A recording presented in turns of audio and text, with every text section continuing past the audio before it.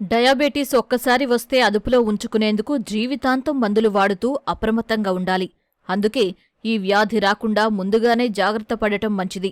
కొన్ని చర్యలు పాటించటం వల్ల డయాబెటీస్ వచ్చే ముప్పును తగ్గించుకోవచ్చు. బ్లడ్ షుగర్ లెవెల్స్ను అదుపులో ఉంచుకోవచ్చు. డయాబెటీస్ రిస్క్ తగ్గించుకునేందుకు ఏ జాగ్రత్తలు ఫాలో కావాలి, జీవనశైలిలో ఎలాంటి మార్పులు చేసుకోవాలి? నవంబర్ 14న వరల్డ్ డయాబెటీస్ డే సందర్భంగా ఈ స్పెషల్ స్టోరీ చూసేయండి. డయాబెటీస్ రావడానికి ప్రధాన కారణం అనారోగ్యకరమైన ఆహారమనే చెప్పాలి. తెల్ల బియ్యం, స్వీట్లు, ఫాస్ట్ ఫుడ్స్, సాఫ్ట్ డ్రింక్స్ వంటివి ఎక్కువ తీసుకుంటే రక్తంలో చక్కెర స్థాయిలు పెరిగిపోతాయి. వీటిని దీర్ఘకాలం ఎక్కువగా తీసుకుంటే డయాబెటీస్ రిస్క్ ఎక్కువవుతుంది. వీటికి బదులు ప్రతిరోజు కూరగాయలు, పండ్లు, బ్రౌన్ రైస్, రాగులు, జొన్నలు, సజ్జలు, మినుములు, పప్పులు, గుడ్లు, చేపలు వంటివి తినాలి.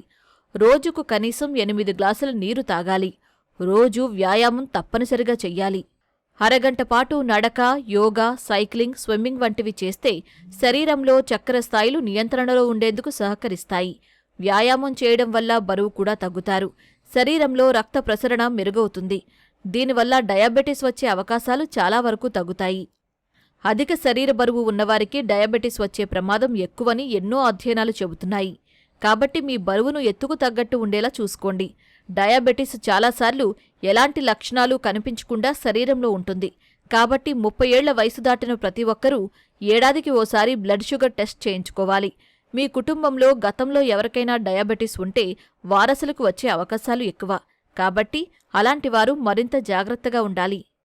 పొగ తాగడం, మద్యం సేవించడం లాంటి అలవాట్లు ఉంటే మానేయాలి. ఇవి శరీరంలో ఇన్సులిన్ పనితీరును దెబ్బతీస్తాయి. డయాబెటీస్ వచ్చే అవకాశాన్ని పెంచేస్తాయి.